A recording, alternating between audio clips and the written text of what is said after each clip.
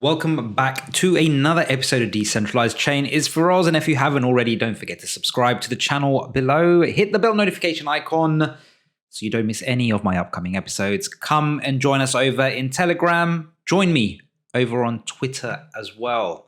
So today, how are the markets faring? The markets are not really faring that well. In fact, not much of a change since yesterday, although this morning we did have a bit of a rocky start, and we will talk about exactly why some of that has happened. But Bitcoin sitting at $21,000 or just a bit over.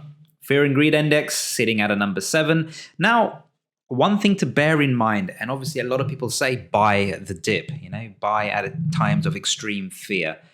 There is a bit of logic behind that. If you kind of have a look historically over the Fear and Greed Index over the last few years, what you can see is at times of extreme fear, and whilst that extreme fear may last for a bit of a period, usually they do tend to be decent buying opportunities or opportunities for DCAing in, because usually once you've kind of hit rock bottom, generally you are moving more in an upward trend, as you can see.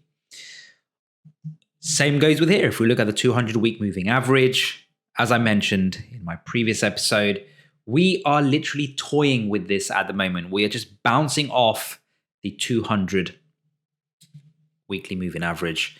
And historically, this has also proven to be a strong support for identifying Bitcoin bottoms.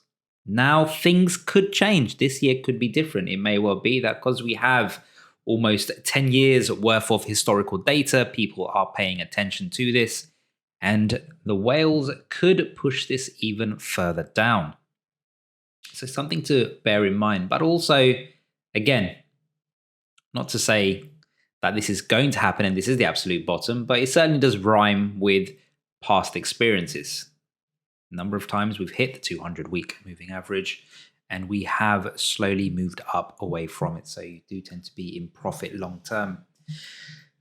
Bitcoin rainbow chart. Again, looking at the rainbow chart, we're not quite there yet. We're not in the fire sale range. And really the fire sale range here, interestingly enough, does coincide with the 2017 all-time high. I think that's what a lot of people were looking at. I think we will see a lot of buy orders triggered once we start hitting that sort of 19,700 mark. And again, historically, as you can see, usually when you are in the fire sale range, it does pay off on a longer time horizon, right?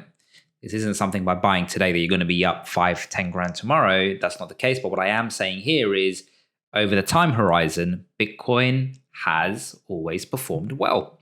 That's just the way it is. Quick look at the charts in depth. So we did actually wick down today. We had a complete low, I think. We still literally just above 20,100. I still think we've got a little bit more to go. I think with what's happening in the news, the macro events around us, it really is proving to be a testing time for Bitcoin. Now, on to some of the news. So the SEC is launching an inquiry into insider trading at crypto exchanges. About time.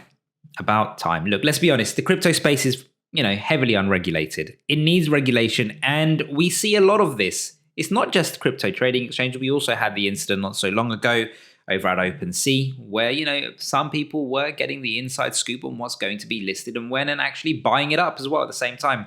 This is needed. I think this is needed. We need this in order to regulate the exchanges. Let's be honest, as much as people believe in a decentralized web or decentralized in terms of DEXs, at the end of the day, the user experience really is on the centralized exchanges. It's the easiest way to ramp in with fiat and also to ramp off. And, that's where you're going to get most of the use, in all honesty. And for that purpose, we do need regulation in this space. We need regulation on exchanges to make sure that really the retail user, the everyday retail user, are the ones that are protected. Also, Still talking about regulation. Look, with what's been happening over the last, few months, weeks, general crypto space, the way we've seen the whole Terra Luna collapse, Wonderland, there's so many things around this. Celsius, there needs to be a path forward, regulation, especially for crypto lenders, because, and I say this because places like Celsius, Blockfolio, Nexus, they are big in terms of taking in retail coins, retail tokens, and obviously lending that out. You're using those platforms in order to lend out so you can gain some of that APR without having to sell your underlying asset. It's a good thing to do. If you've got a hodl mentality, how do you make your tokens work best for you while you're waiting for the upturn in the market? And that is lending. But saying that, certainly with what happened with Celsius recently, holding on to user funds, we need regulation here as well. There needs to be a path forward so these lenders can be held to account. That retail are not the ones left holding the bag at the end of the day. Similarly, this is one of the reasons why we're also seeing another dip in the market today as well. 3AC, massive hedge fund, they are pretty much facing hundreds, if not millions of dollars in liquidation.